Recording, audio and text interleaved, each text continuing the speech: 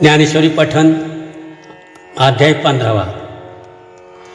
ओव्या 51 ते 75 श्लोक 1 ते 1। अर्जुना हे कवतिक सांगतासे अलौकिक, जे वाढी अधोमुख रुखायया, जैसा भानुची नेणोके रश्मी जाळ जळी फाके, संसार हे कारवखे झाड तैसे, आणि हाती नाथी तितुके रुंधले असे येण्याची एके, कल्पांतीचे नी उदके व्योम जैसे, कारवीच्या अस्तमानी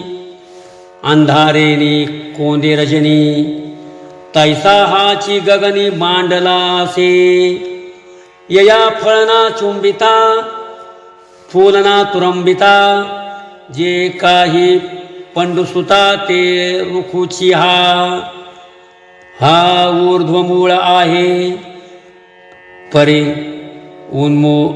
उन्मूळीला नोहे येण्याची हा होये षड्वडुगा,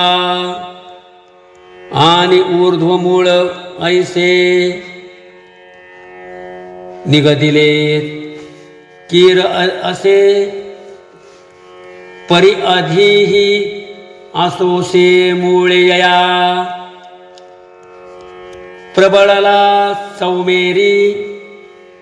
पिंपळाका वडाचिया परी, जे पारंबिया माझारी डहाळिया सती,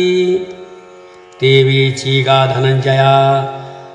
संसार तरुयया, आधीची आधी खांदिया हेही नाही, तरी ऊर्ध्वाहीकडे शाखांचे मांदवडे, दिसता ती अपाडे सासिन्नले, झाले गगनची पावेलिये, कावारा मांडला रुखाचेनी आये, नाना अवस्थांत्रये उदयलासे, ऐसा हा एकू विश्वाकार विटंकू, उदयला जान रंकू ऊर्ध्वमूळू, आता ऊर्ध्वया कवण येथे मूळते की लक्षण, का अधोमुखपण शाखा कैसिया, अथवा द्रुमायया आधी जिया मुळया,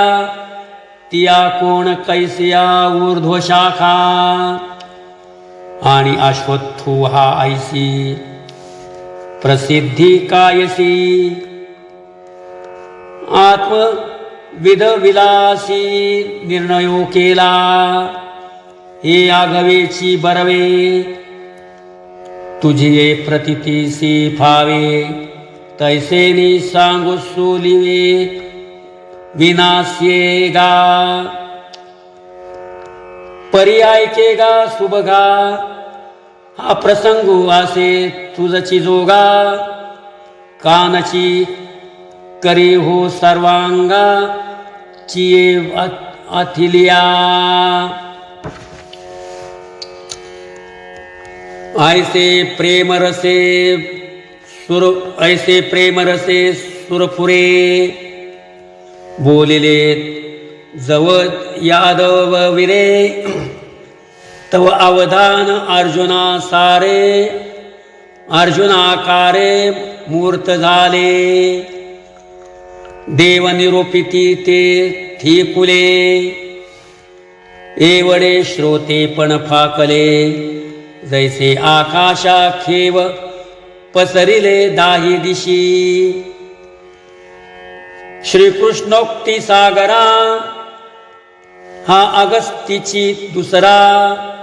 म्हणून घोटू भरू पाही एक सरा, अवघेयाचा ऐसी सोय सांडुनी कवळिली, आवडी अर्जुनी देवे देखिली, तेथ झालेनी सुखी केली कुरवंडितया। श्री भगवानुवाच ऊर्ध्वमूलमदशाखम् अश्वत्थं प्राहुरव्ययम् छन्दांसि यस्य पर्णानि यस्तं वेद स वेदवित्। मग म्हणे धनंजया ते ऊर्ध्वगातु यया, येणे रुखेची का जया ऊर्ध्वता गमे। एरवी मध्योर्ध्व अध हे नाही जेथ भेद, आद्व्यासी एकवग यावा ठाई। जो नायकी जता नादू, जो असौरभ्य मकरंदू, जो अंगाथिला आनंदू सुरते विण। जयाजे आहा परवते, जयाजे पुढे मागवते। दिसते विण दिसते अदृश्य जे, रामकृष्ण हरी।